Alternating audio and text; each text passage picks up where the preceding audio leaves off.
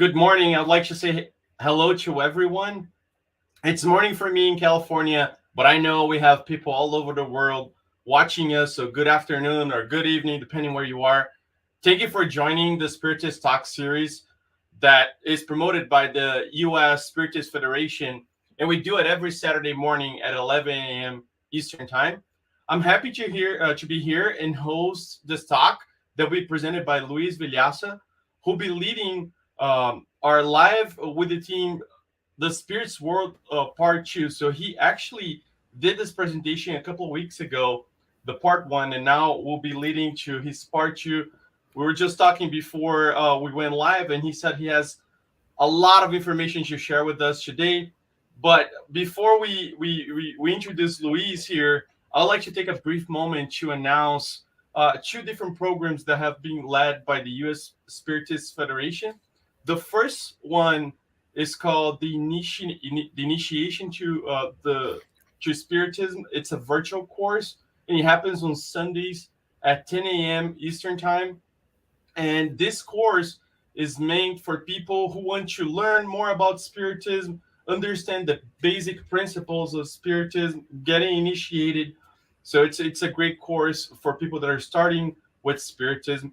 And the second announcement that I would like to make is that we're going to be celebrating the 25th anniversary of the U.S.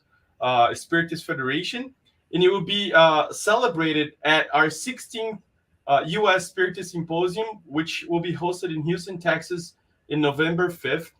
And the theme for this particular time is time for renewing, healing, and regrowth.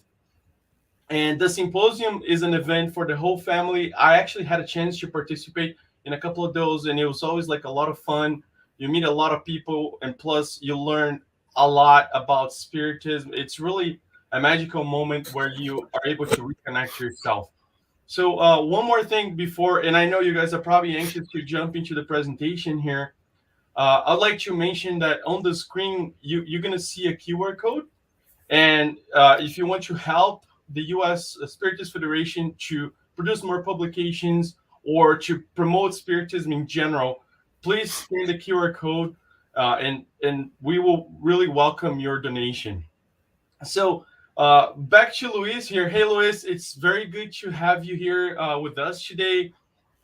And so we're going to be talking about the spiritual world, which, like I said, you have done this a couple of weeks ago.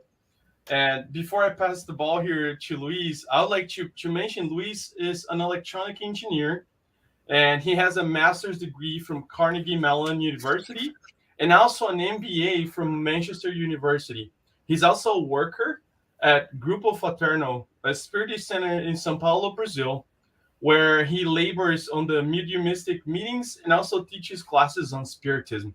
So let's also take this opportunity to send your questions. There's a Q&A button there. Sorry, it's by using the chat window. And LUIZ has reserved some time at the very end of the presentation to address your comments and questions. So without further ado, LUIZ, it's all you. Thank you, Claudio. It's a pleasure to be here. Good of you to make this introduction. I'm getting out of a cold, so you must understand that I might sneeze or cough or whatever. Hello, Cordeiro. It's good to see you here. Cordeiro has been a colleague of mine from college. Just to remind you, what we are doing here today is a journey. We're going to go together, exploring together insights about the spirit world. Most of us don't remember the spirit world. We were there before, but we don't remember. So what we know about it has to do with communications from errant spirits, from spirits that are not incarnated at the time they tell us what they are doing. Probably that is the largest body of knowledge that we have access to, but it could include also inspired works by incarnates and also recollections from incarnates that were either emancipated from their body, or remember errant spirits. That happens. But we're going to journey together through mostly books. And we start with this beautiful picture here of the Trinity College Library. That's, to inspire our journey. So let's go about it. And by the way, let me remind you of my notation. Whatever is in italics is being a direct reproduction from a book, word by word. Sometimes skipping parts. All my slides are referenced, so you can go back there and check me out. Whatever is not in italic, like the former slide, is a comment by me or a summary or just information, okay? So let's continue our journey that we started 2 weeks ago, seeing more work by LUIZ. Now we'll go and visit his Between Heaven and Earth book. So somewhere in the middle of the book, chapter 8, and this is just to warm us up, we have Antonina, who is sleeping in an emancipation of the soul experience. She goes and meet André Luiz and meet Clarencio, and we will know, and Horacio, if I'm not mistaken, and we will know why shortly. But before we know why, Antonina asks Clarencio, why don't we have a living memory of our previous lifetimes? This is something we always ask. Wouldn't it be blessed happiness to consciously meet again those who we love the most? If we could recognize our former loved ones, we could see the faces and recognize them, wouldn't that be great? And Clarencio answers, contacting the best ones, would entail contacting the worst ones too. And inarguably, we haven't yet acquired balance and pure love that would allow us to do that, well. But the point here is, and he continues, our spirit makes notes of all steps of our journey.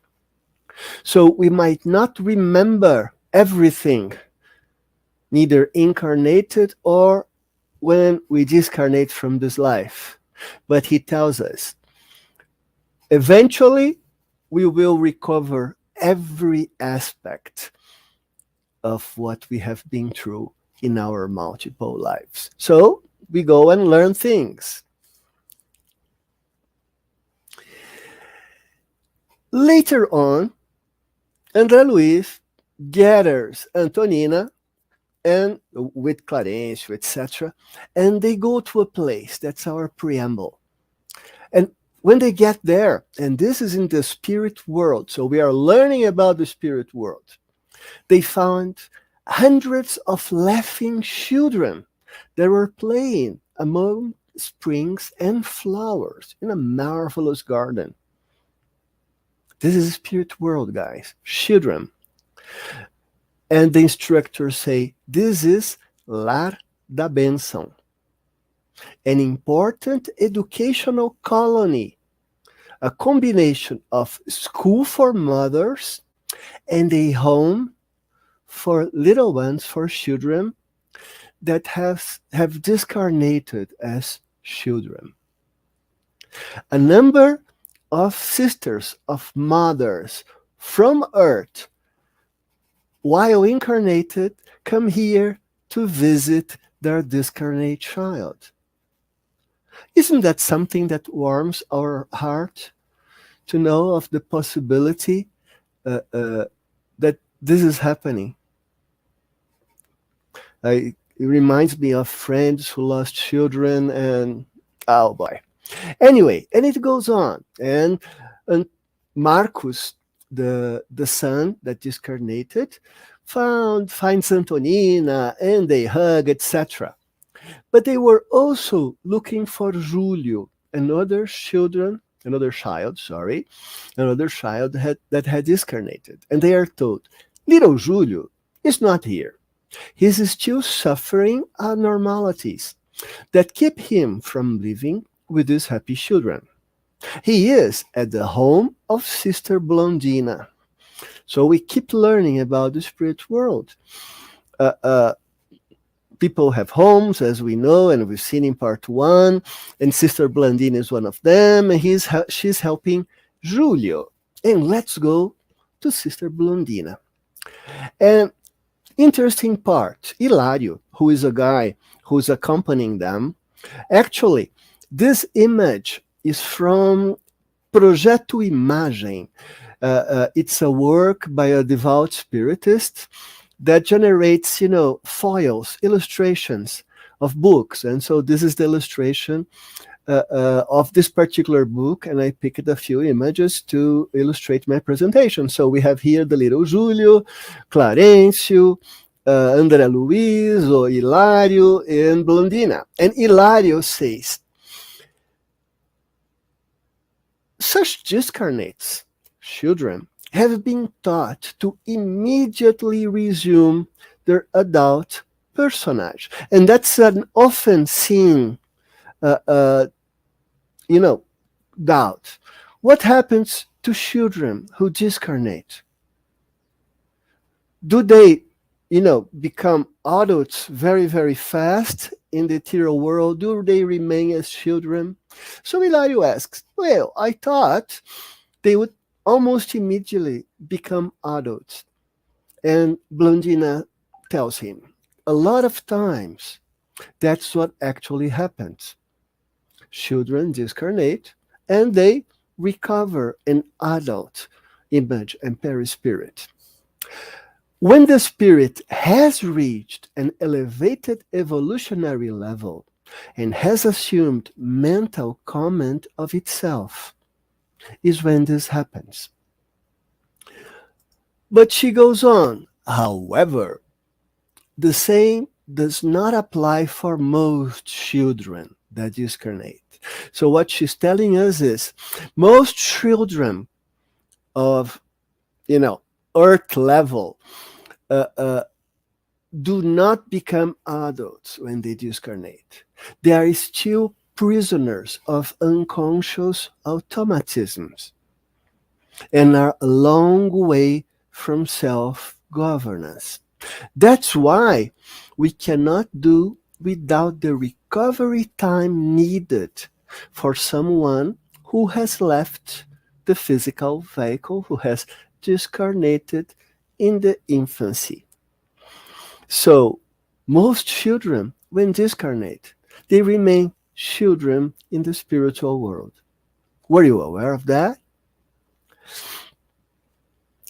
With this preamble, we move to a different book. This is one of 2 books that I am introducing to you in this set of 2 talks that are not yet in English. Actually, talking to Jussara of the United States Spiritist Federation, she told me that this book has actually been translated, but they were never able to publish it. I find it a very moving book. It's about a single communication of a single spirit that has happened through Chico Xavier in 1975. Let me give you some context here. Marcos, who is the spirit who will communicate, was a 12-year-old boy who was in a car with his 2 siblings, João, 11 years old, and Sheila, 7 years old. They were traveling with a friend, Maria, and they went in a day trip somewhere. And on their way back, they had an horrible accident. And the 4 of them passed away. The 4 of them discarnated in this accident. As you can imagine, the parents were mortified. They were all of Japanese ascendants. You can see their last names there. And they were not spiritists, but, the mother was, what's the word for that? Was directed by a friend to seek Chico Xavier for some consolation. She actually went to Uberaba 3 times. On the first 2 times, no communication came. On the 3rd time, on December 12, 1975, 10 months after his death, Marcos sent a communication. That is this book, essentially, chapter 5, if my memory doesn't fail me. I've used the illustrations of the book. They were not drawn by Marcos, they were drawn by a professional artist. And I picked up excerpts of the book here, okay? I had to translate it. I did my best. So I'm going to read what Marcos said. My dear mommy, my dear daddy, I am obeying my grandfather Joaquim, who brought me here to write. We are like on a direct telephone line in which the pencil line is forming my words without me being able to receive the words of my dear parents at the same time. Since I woke up here, I have heard your cries from the heart, your words that are not spoken, your prayers of affliction in silence, and your tears that no one on earth sees. But I ask you, in the name of our little Sheila of João Batista, and in my name, to live, and live with faith in our reunion. We are all united without my knowing how. The thought is a force, but I don't know yet how to explain what I feel. We are, Marcos tells her, in a playground of children who came here in a hurry. We have treatments, exercise lessons, and lots of affection. Many grown-up children help the younger ones, and there are assistants and are assistants to dear nurses who support us as children of the heart. We have repose, but the repose is pierced by memories that are as vivid as if they were colorful, still lightning bolts in our recollections. On these screens of the soul, we see what is happening at a distance. And furthermore, your voices, little mother, reach us by all means. I ask you, you who are our dear guardian angel, to hand over to God the events of February when he discarnated. Weep no more with discouragement and affliction.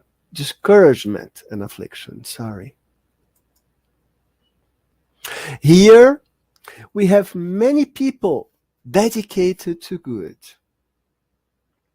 Sister Louisa blesses us, a benefactress I never met, and a saint, whom we should call Brother Ukuru, surround us with much love every day. Uncle Diogo and Grandfather Joaquim are companions who do everything to help us. Of Aunt Maria is the lady who was with them in the car crash and also discarnated at the time. Of Aunt Maria, I know nothing. I ask about her, but all I get is the news that she's doing well. As a parenthesis, this sister Louisa, she is believed to be a friend of the family who discarnated many years before. And Diogo is the brother of Joaquim, so he is the aunt grandfather of Marcos and his siblings. Going on. In a way, I am still not quite myself. My head is so afflicted, like someone who hasn't come out of a very big scare. I can't remember that veraneio very well, nor our house in Perus. Veraneio was the model, is a General Motors car manufactured in Brazil. It was the model of the car that hit them and caused the accident. And he goes on, an emotion rises up in my brain that makes me dizzy. But Grandpa Joaquim tells me that everything will get better when you and Dad are stronger. I can't go on. Mom, bless the children that are here without you, but always counting on you to make us stronger. God will help us. Today, I have more faith. On behalf of the brothers and in my name, I leave you at home with our kiss of respect and love. Marcos Uberaba, December 12, 1975. A lot to learn here. Another testimony that there are gardens where children that discarnate are being taken care of.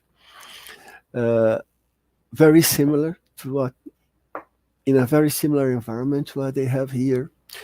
Also, it's very clear that they can hear and feel the feelings of those who they left behind, and also that this is not good. So while incarnated, we should learn that we must not bother them with our feelings of loss. They must continue on. But I love this book. I found it great, and it gives so many insights on discarnated children.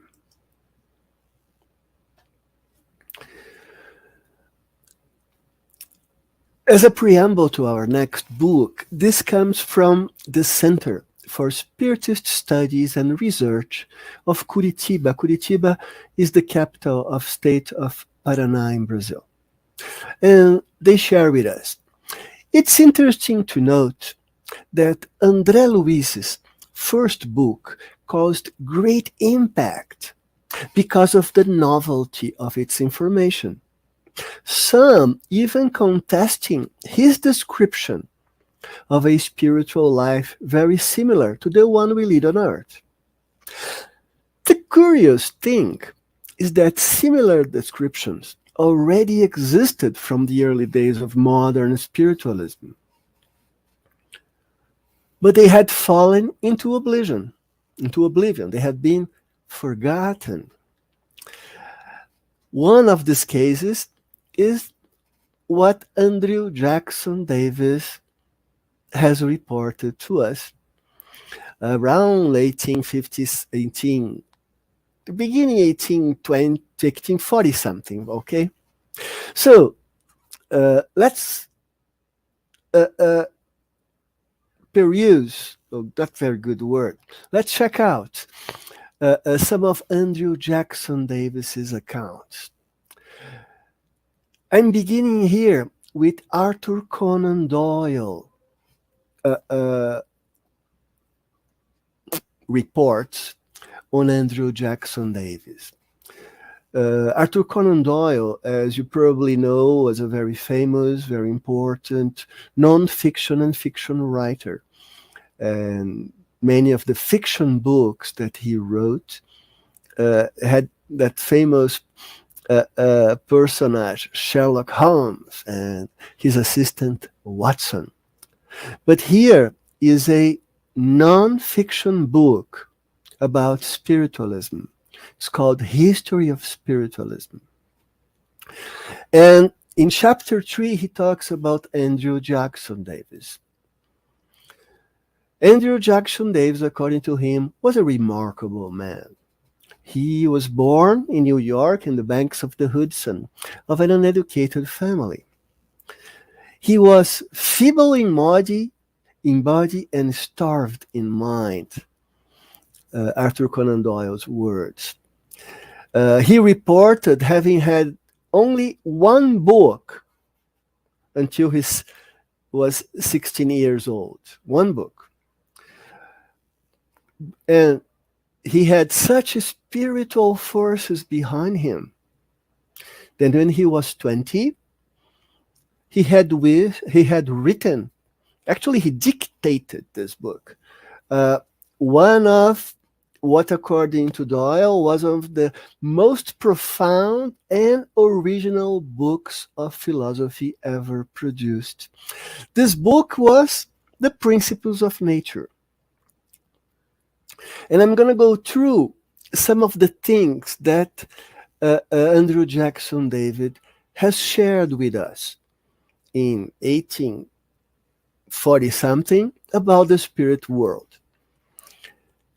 In his spiritual vision, David saw an arrangement of the universe which closely corresponds with what afterwards has been taught to us by the spirits. And this is Doyle telling us on his perspective in 1920s. So after 1920s, we have so many other reports by spirits, and they are all very similar, and that's the journey we're doing together. So Andrew Jackson Davis saw a life in the spirit world that resembled that of Earth, with pleasures and pursuits that would appeal to our natures. That by no means, our nature by no means was changed by that. Perceive the similarity? He saw study for the studious, congenial tasks for the energetic, art for the artistic, beauty for the lover of nature, rest for the weary ones. This is so different. Like 10 days ago, I was listening. I was in a religious event, and the guy said, when we go to the spirit world, we stay in contemplation. That's so different from all that we have seen in the reports and the accounts of the spirits. We are not in contemplation. We are working hard and going on with the things that we want to do. Remember Countess Paula in last presentation?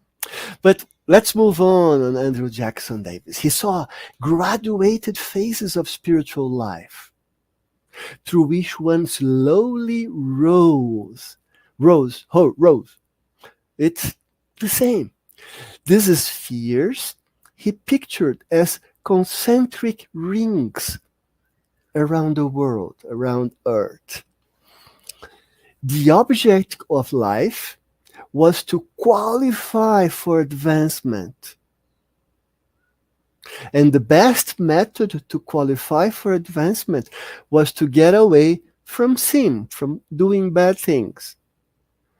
Especially those blemishes that have to do with the permanent spirit. This was before the codification. So consistent, isn't it? The next passage is from a book by Andrew Jackson Davis, actually from The Great Harmonia, Volume 1. The Great Harmonia originally had 6 volumes. They have been condensated in one thick one. But in this one volume, the chapter, The Philosophy of That, and so that you keep me honest, no, wrong book. Okay, now, correct book. This is The Great Harmonica, a philosophical revelation of the natural, spiritual, and celestial universe. So if you guys are interested, you can find this on the internet. As I mentioned before, part of my motivation here is to have you guys study and read and go out to new sources and build your knowledge. It's here, it says 1850 something, I believe. Anyway, I don't have the exact date of publication, but I can show you the original book. But from that chapter, he tells us, he's talking about an experience that he had while a woman was discarnating. And he was a visual medium. He saw the spirits and he could see her perispirit using our nomenclature. So, our current nomenclature. So, let's read what he put in Great Harmonia. I saw her pass, after discarnating, I saw her pass through the adjoining room, out of the door, and step from the house into the atmosphere. Immediately upon her emergement from the house, his words, she was joined by 2 friendly spirits from the spiritual country. And after tenderly recognizing and communing with each other, the 3, in the most graceful manner, began ascending obliquely through the ethereal envelopment of our globe. The air. They walked so naturally and fraternally together that I could scarcely realize the fact that they trod in the air. They seemed to be walking on the side of a glorious but familiar mountain. I continued to gaze upon them until the distance shut them from my view. From the codification, we know that there is, most of us will experience a period of perturbation after we discarnate. We'll be unconscious. And as well, we know from other accounts that most of us will have difficulty moving. But isn't it interesting? I wonder, when we discarnate, we will be received by people that we love, that love us, and will we be able to immediately after it walk with them to somewhere in the spirit world?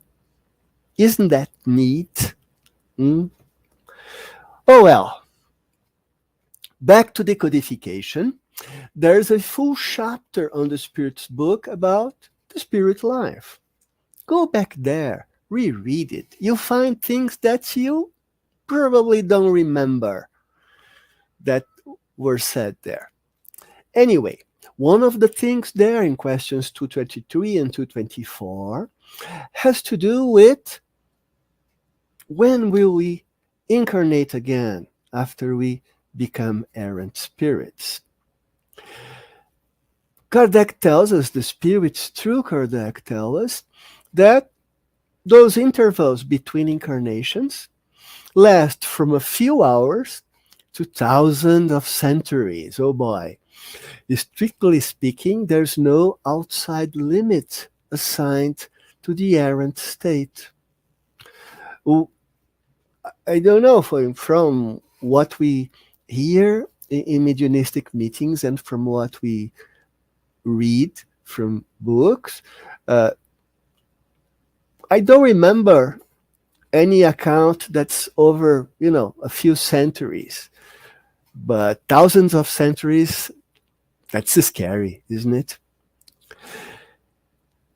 But never forever. Our errant periods will never last forever. Sooner or later, a spirit always has the opportunity to begin another existence. Now we skip to a fairly recent book. I want to present you new stuff, new books. I want to get you guys curious. This is another book by Manuel Filomeno de Miranda, psychographed by Divaldo Franco. It's available in English. It was published around 2020, barely 2 years ago. It's called On the Way to a World of Regeneration. The text that I present here is my translation because I do not have access to the original English translation. There's no Kindle edition, and I couldn't get the book here in Brazil. So you bear with my translation.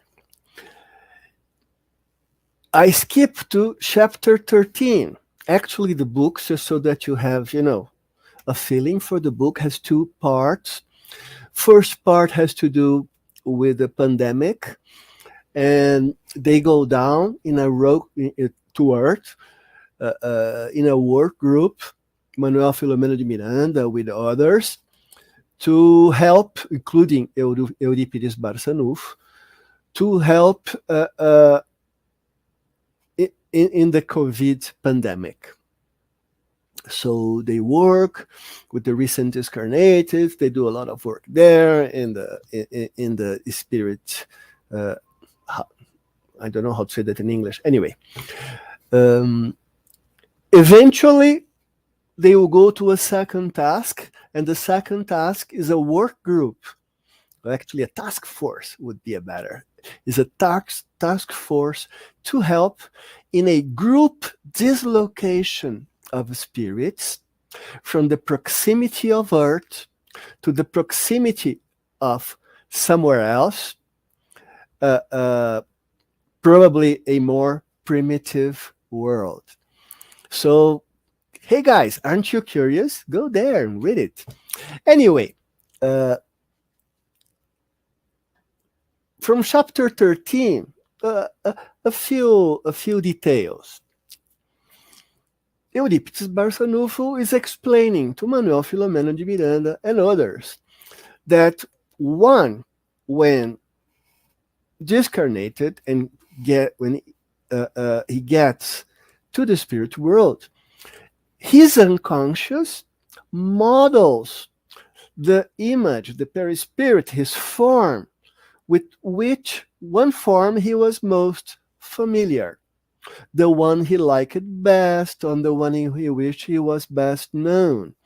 My friend João usually say that we tend to have the form like 40, 50 years old, independently of the fact that we might discarnate, 90 or whatever. And he goes on. This particular spirit he's talking about discarnated as a child, but in the afterlife, the vast majority of those who discarnated as a child, his words, different from the other book, develops as if they were in the physical body, meaning they grow up. So it's not different. They grow up in the spirit world. And later, when affections, for instance, mother, father, go to find them, they take the form in which they discarnated. They look to their parents as if they were younger, the same way they looked when they discarnated, so that they can be recognized. Not the form that they had been using. Interesting, isn't it? One more interesting thing. Another explanation on the same chapter. Note that a person like myself who was nearsighted or who had any other problems that required glasses or other equipment, after that, when I discarnate, the spirit no longer needs them because the problem is organic. However, I might be so adapted to the use of this that I keep using these instruments, although they are no longer needed. So if we meet later after we discarnate, you might find me with glasses, even though I don't need them, because I'm used to them and they are part of myself. Isn't that neat? During the book, while they were, helping in the COVID pandemic, they were summoned to a large, important meeting in a colony in the Amazon.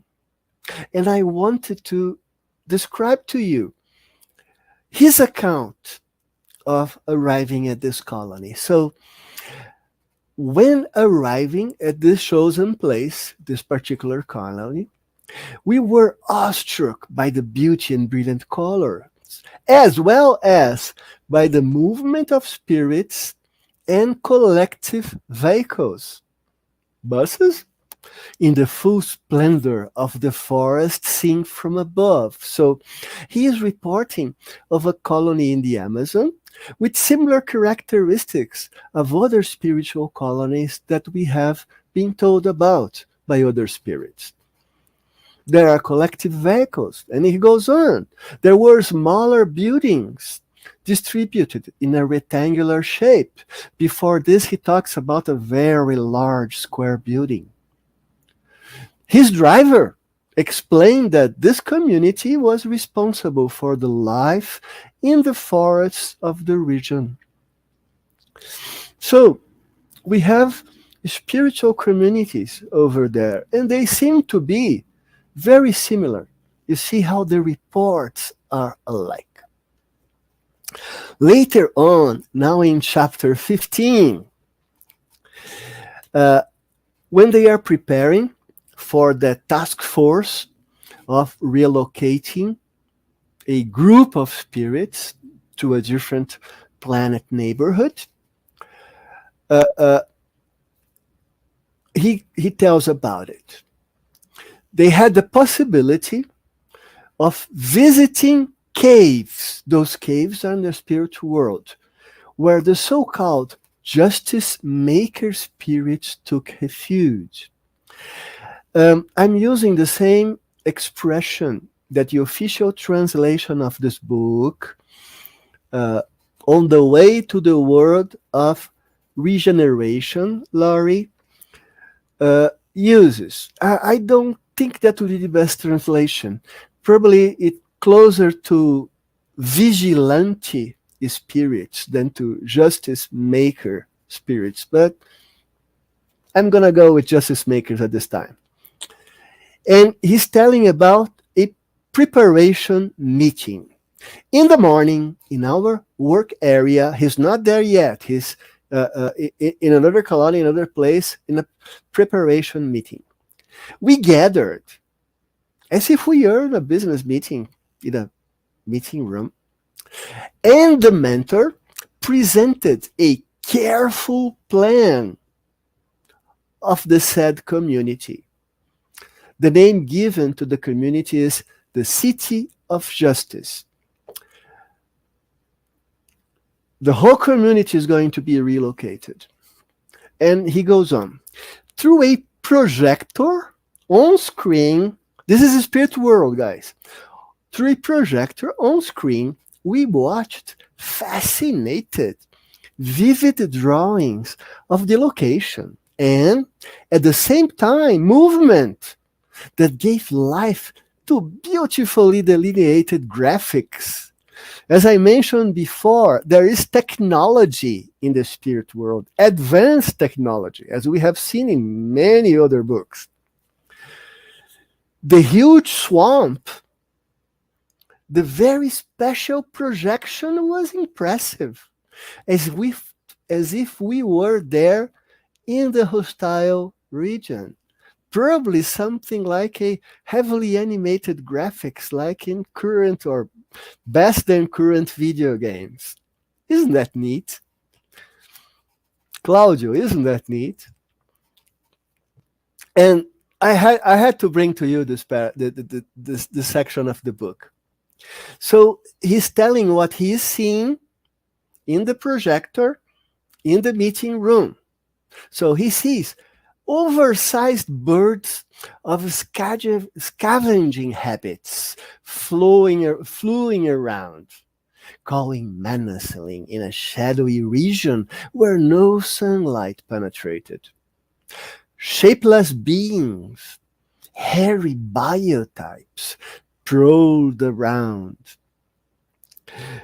His words, it's likely that in Dante Alighieri's extraordinary work, Virgilio had led the poet in partial unfolding, emancipation of the soul, unfolding, same thing, through sleep, to a similar region on the face of the earth, which holds considerable numbers in different parts of the planet, giving rise to the tenebrous concept of hell. Neat theory, isn't it? My theory, if you watch the first part, was that Virgilio might have had inspiration, and his work, Divine Comedy, was the result of an inspiration. Here, Manuel Filomeno de Miranda say otherwise. Dante Alighieri, in an emancipation of the soul experience, had Virgilio take him by hand to the circles of hell. Isn't it a neat image as well? By the way, I didn't want you to bring more Botticelli. So this is an image. It's in the National Library of Paris, called Inferno. Is another vision of the Dante's Divine Comedy's Inferno. And do that. So you can see here, he was an illuminator, by the way. This image is sort of small. It's part of a book. It's deteriorated in down here, but you see forms and images and hairy biotypes in the circles of hell. So isn't that so similar to what we are reading? Back we go to before Andrew Jackson Davis. Swedenborg, 1688 to 1772. So we are talking here 1700s, beginning of 18th century. Was a mining engineer, an authority in metallurgy, physics, astronomy. He was an expert engineer. Since childhood, he was a clairvoyant medium. Arthur Conan Doyle, in his History of Spiritualism, chapter 1, tells that he is the first of all modern men who has given a description of the process of death and of the world beyond. Let's journey together to his description. By the way, this is one of the covers of the book by Arthur Conan Doyle, and it's also easily found on the internet. I have it here. The History of Spiritualism, first published in 1926.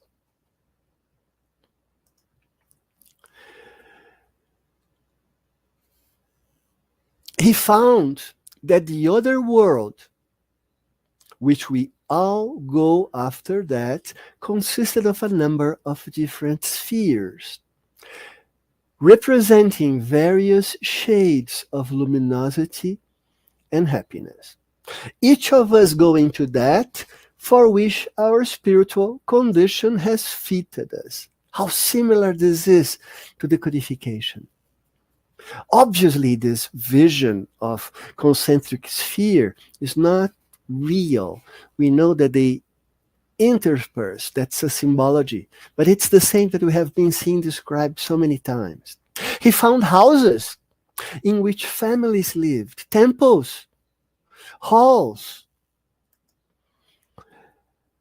Death was made easy by the presence of celestial beings who helped the newcomer. Andrew Jackson Davis, André Luiz. This is being repeated.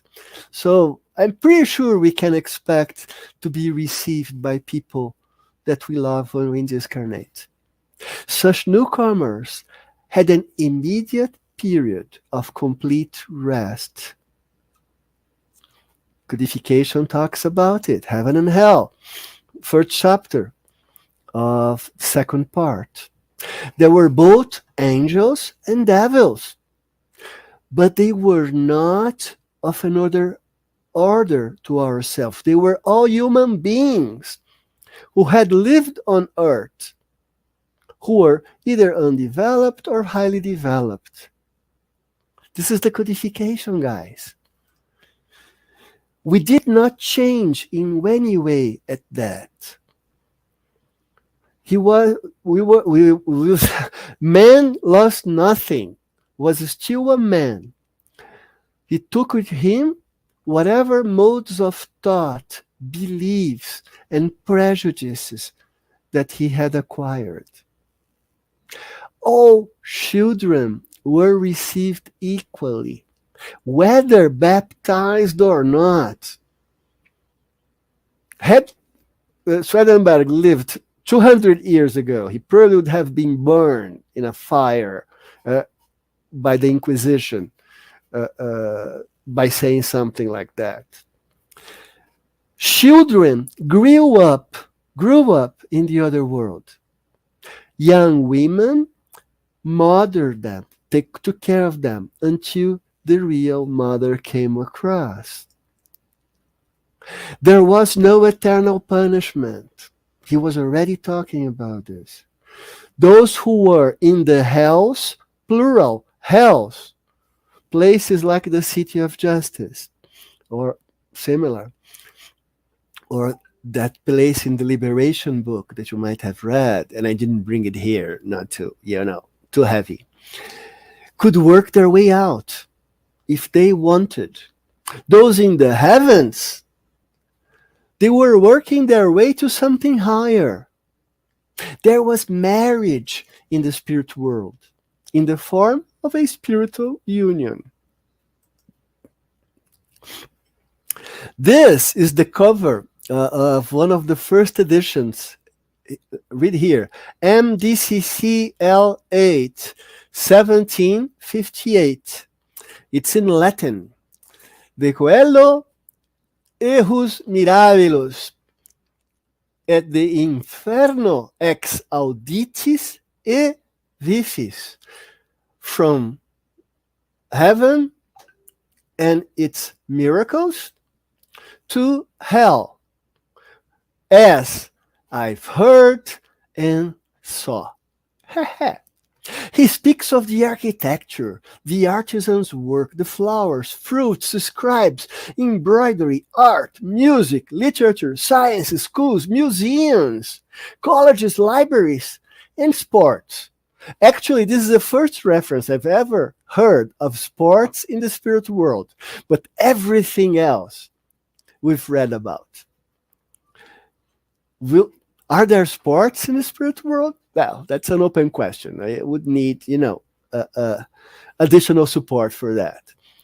Those who left this world, old, renewed their youth, and gradually assumed their full vigors. We talked about this. Married couples continue together.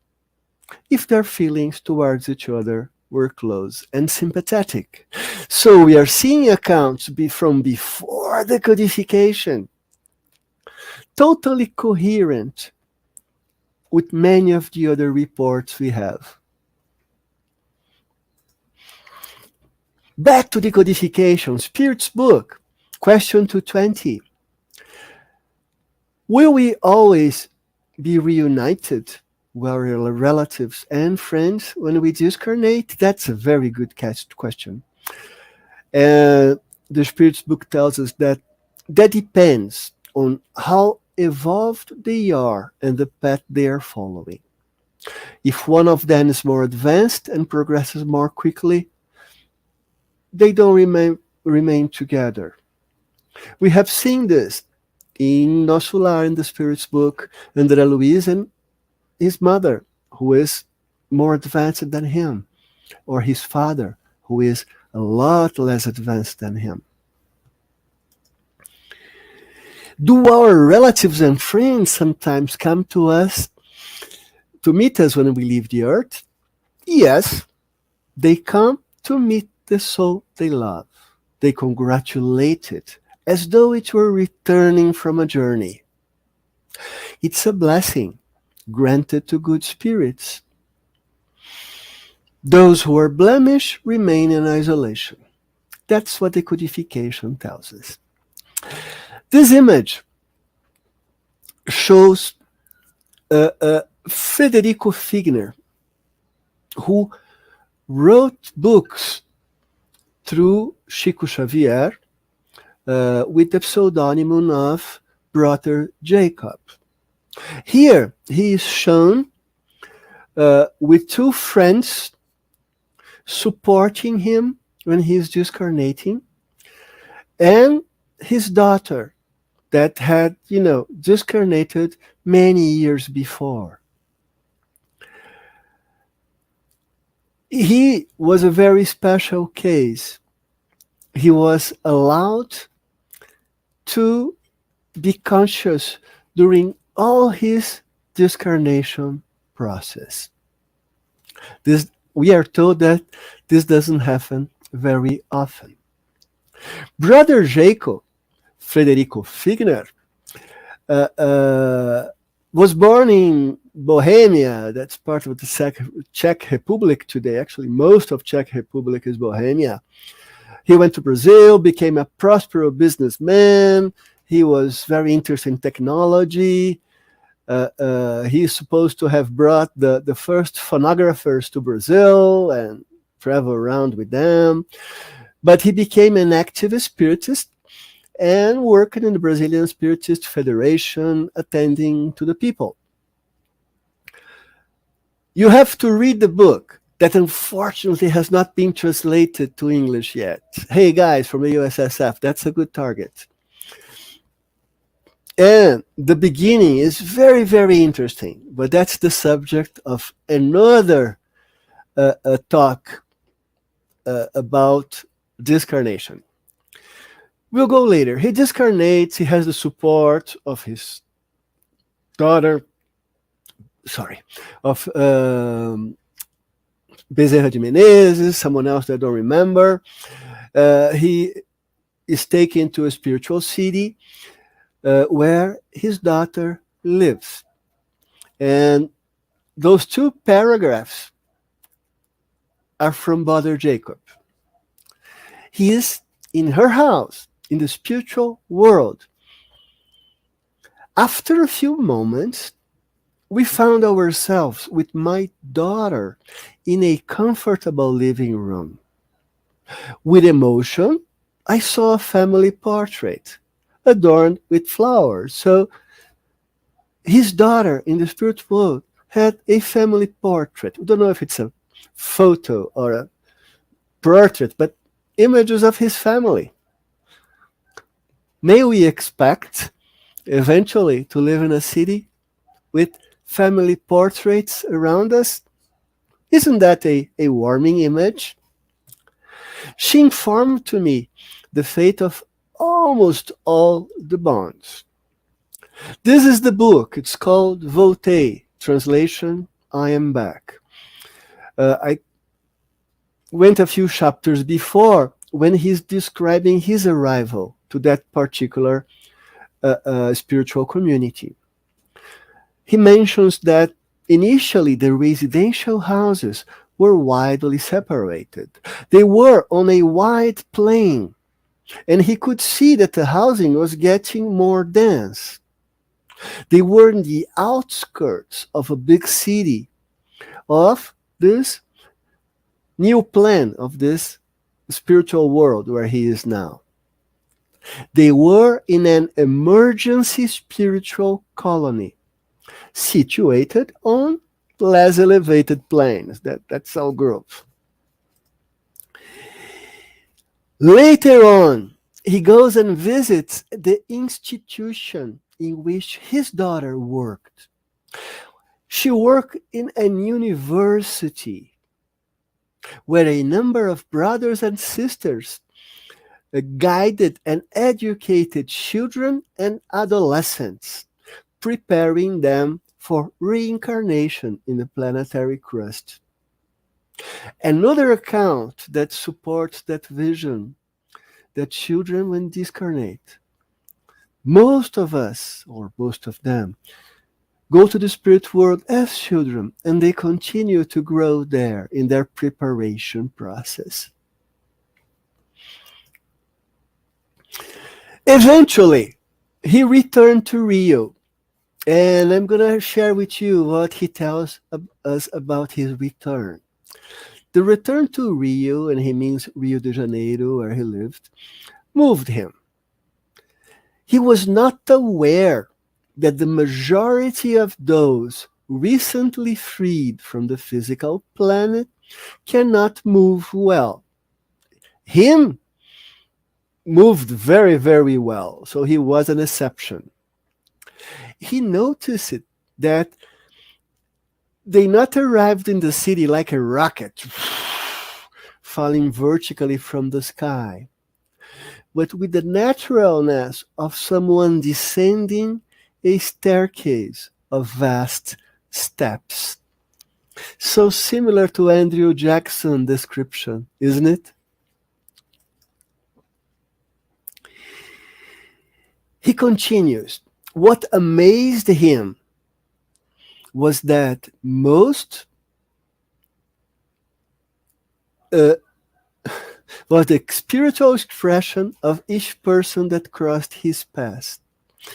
He observed that many creatures, such as in this picture here, this part of the picture,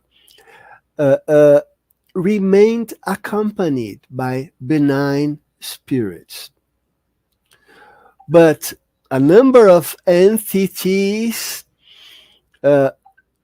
followed other incarnated persons, closely following their victims, enjoying the lower sensations of physical life. His words. And we see that in our mediumistic meetings, don't we? Those spirits, they are the usual target of our work to help them,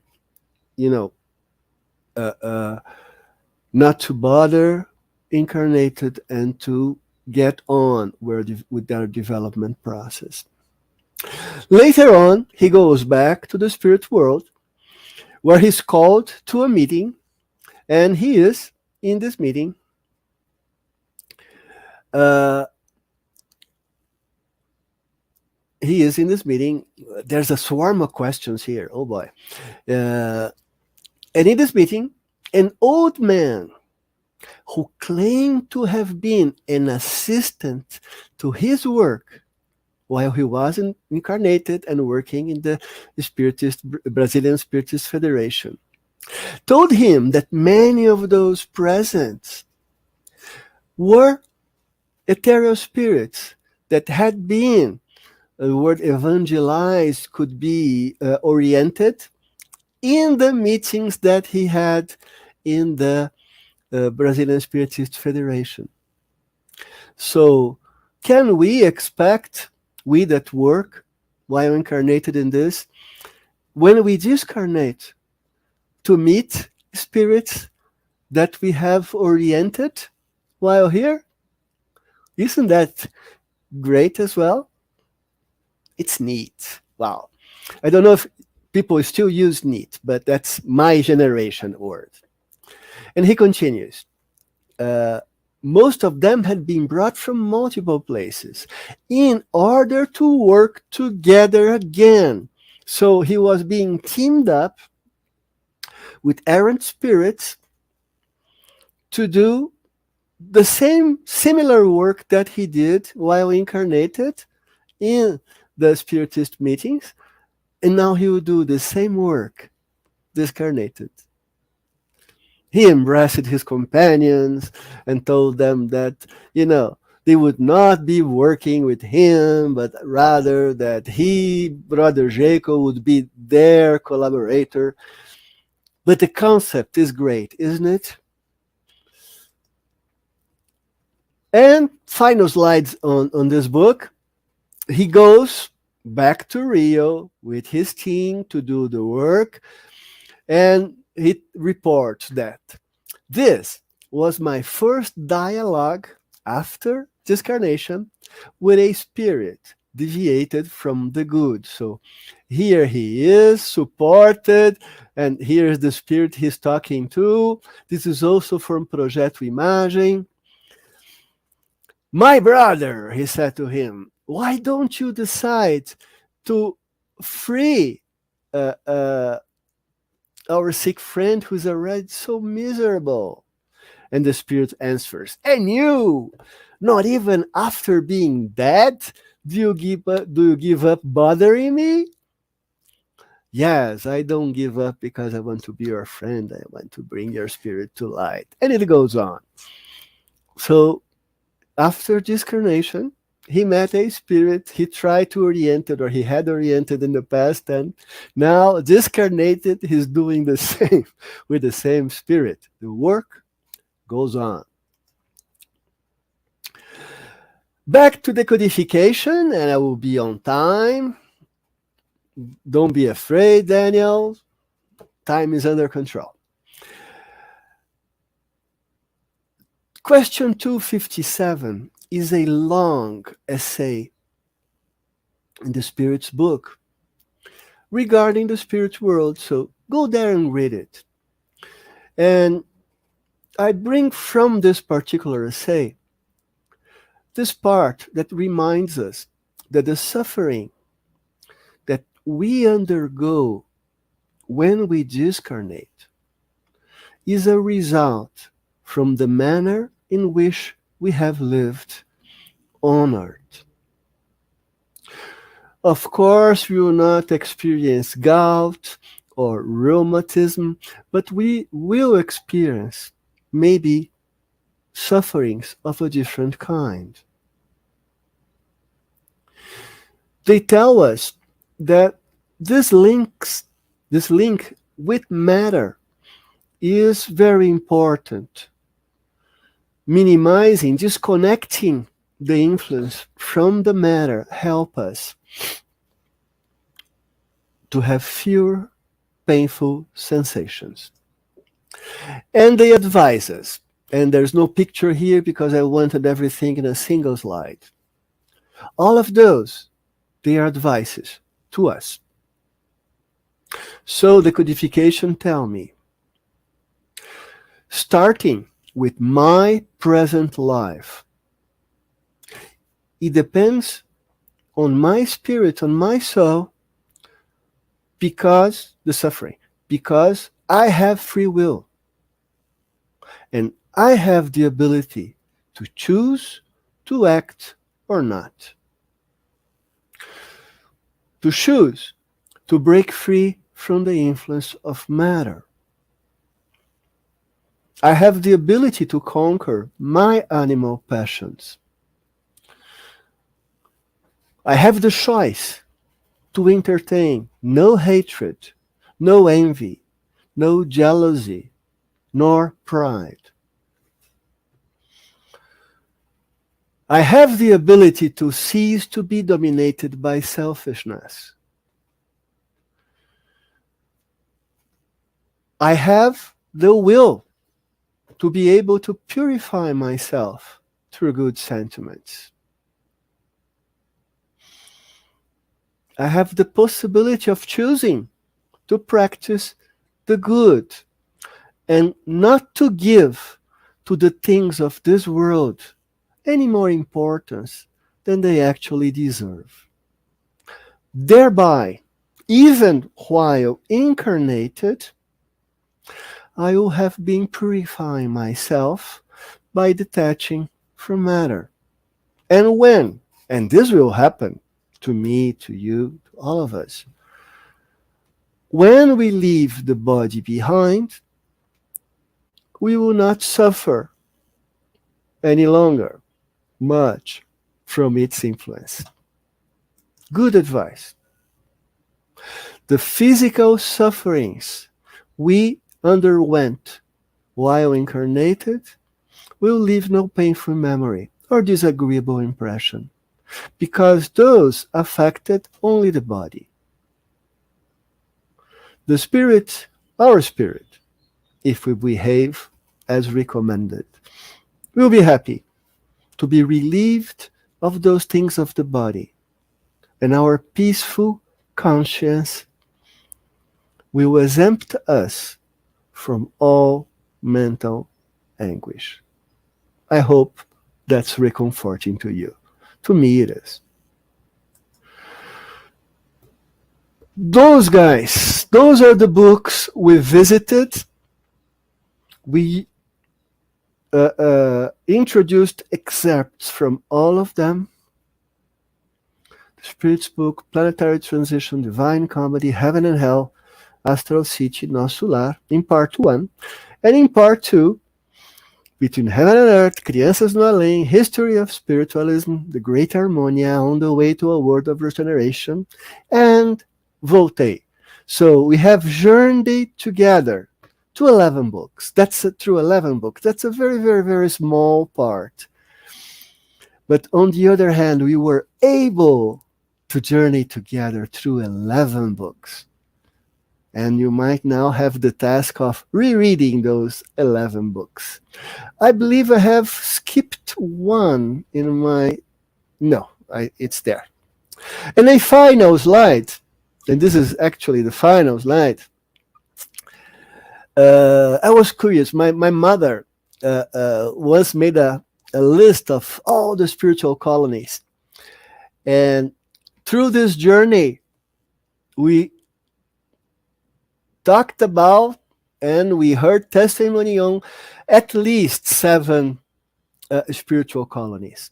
Colônia Redenção and a Jewish spirit community that was named from planetary transition, Nosso Lar from Astral City, Lar da Bênção from Between Heaven and Earth, On the Way to a World of Regeneration presented us to a colony in the Amazon and to the City of Justice, and Voltaire, where Brother Jacob told us about the emergency spiritual colony where his daughter was, as an errant spirit. So we journeyed to 7 spiritual colonies. Fantastic, isn't it? Thank you so much for being here with me on this journey. I hope you have enjoyed it. I had a lot of fun. And if there are any questions, it would be a pleasure to try to address them. Awesome. Thank you so much, Luiz. That was a very enlightening of you. And throughout the presentation, there were several moments and some of those questions came up. I would like to start with one that always touches me as a parent. So can you tell us, why do children disincarnate, especially some at a very young age? If you could comment on that, that'd be great. I would love to have the wisdom to be able to reply to that in an enlightened way. As far as I know, part of our journeys are predetermined, and many of the spirits that discarnate young have this happen because it was in their plan for this incarnation, something they had to finish, something they had to conclude from the former incarnation. I have been explained that many times, but I'm not pretty sure I 100% agree with that. Obviously, there's the law of destruction, that things have to go away so new things have to come. But that's also too generic. We know it hurts very much those that remain to survive their children and the young ones that go. I also have heard this explanation that their departure might be tied with the incarnation plan of their parents or one of their parents. But I do not have a definitive answer to that. It's also something that, breaks my heart, and maybe when we discarnate, we'll get a good explanation of that. Who knows? Yeah. No, but it's always good to know that life goes on, and yes, unfortunately, the people that go through that process, it must be like really, really painful. But we have the blessing of Spiritism that tells us life continues, and we at least can have that comfort that we're gonna meet those people again, like you described throughout your presentation there. Another very curious, yeah, go ahead. On that, I remember like 3 weeks ago, close to that, I was orienting spirits in a mediumistic section, and something that doesn't often happen. A child came about, I would imagine, probably around 8 or 9,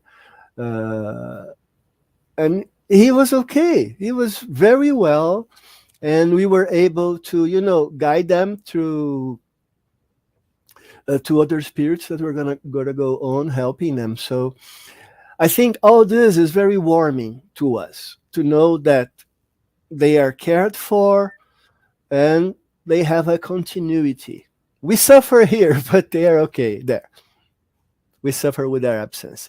But also from children, from crianças no além, we see that we must be very careful not to bother them with our feelings of loss.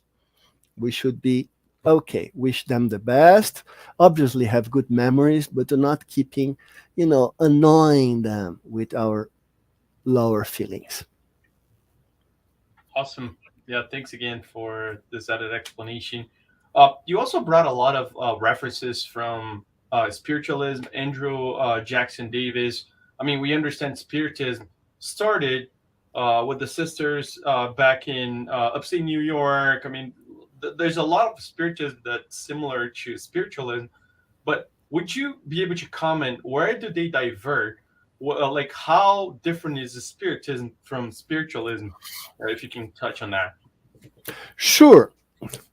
It's important for us to know that there are a number of phenomena in the universe, and they are there, like fire and light and photons. So mediunity, no, this is not an invention from Spiritism. Mediunity's been around us for tens of thousands of years. The continuity of life, this is not being invented by Spiritism. The spirit world is not invented by Spiritism, it's there. Spiritism is a doctrine. Spiritism is something that a very small number of spirits around 1850, 1860, that decided to share their view of the universe with us. And they used Allan Kardec for this. So it is this doctrine that we call Spiritism, that we study in the codification. That's something that has been shared to us by very enlightened spirits, and we kind of say, okay, We like it. It makes sense to us. I want to be good. Spiritualism is something much larger on the sense that it tries to address most of those phenomena in different ways, and it embraces many different doctrines and views that relate to those phenomena that have been with us for so long and are not specific to Spiritism. So you could say that Spiritism is something that's inside the Spiritualism as a whole, as are other things of different characteristics and qualities, and sometimes with slightly different beliefs. I hope, I don't know if I have been clear enough, but that's my understanding of those differences. All right. There's a lot of discussion if Arthur Conan Doyle was a spiritist or a spiritualist. He is, if you go into the introduction of this particular book, it's mentioned that he was a, what's the word? I have to read it. Give me 2 seconds. That he was president d'honneur de la Fédération Spirit Internationale. Spirit. So he was a president of honor of the International Spiritist Federation. I've read a newspaper article from after he died, just after he died, that named him as an spiritist, as saying, I truly believe that I am a spiritist now, not any spiritualist. So a lot of discussion, but that's academic. For us, what we want, is to study and learn and do our best here so that we can evolve and go to the spirit world, hopefully to a nice place that will prepare us for our next challenge and then on. I think this is the important part. Awesome. Thank you very much again, Luiz, for being here and bringing us that awesome piece of information that you did. I'd also like to thank everyone that watched us today here for all the questions and comments that we got in our social media. I'd like to remind you, we're going to have another session next Saturday at 11 a.m. Eastern Time. And as we're about to end our live today, I'd like to remind everyone again of the upcoming 16th U.S. Spiritist Symposium on November 5th in Houston, Texas. Make sure you register all your family. Like I said in the beginning, it's a fun day of learning about Spiritism and reconnecting. So it's really great, and we're going to take that opportunity to celebrate the 25th years of the United States Spiritist Federation. And also, don't miss tomorrow, Sunday at 10 a.m. Eastern Time, our next class of the Initiation into Spiritism course. And please let us know if you guys have any questions about it. And just before we finish, Luiz, would you be able to guide us in a prayer to close the day today, please? Sure. Let's thank our mentors, the mentors of our spirit houses as well, for the opportunity of us being here, journeying together through all those books and having the opportunity of learning from them, even online. Let us thank all those spirits that took the time and labor to share their thoughts with us. So thank you, Manuel Filomeno de Miranda. Thank you, André Luiz. Thank you, Brother Jacob. Thank you, Emmanuel. Thank you, all of you, for helping us with that. And we should thank also the incarnate spirits that maybe are not incarnate anymore or not, but that also have dedicated so much of your time and your energy to helping us. So thank you, Chico Xavier. Thank you, Ivone Pereira. Thank you, Andrew Jackson Davis. Thank you, Swandenborg. And so many others. Divaldo Franco, I could not mention him namely.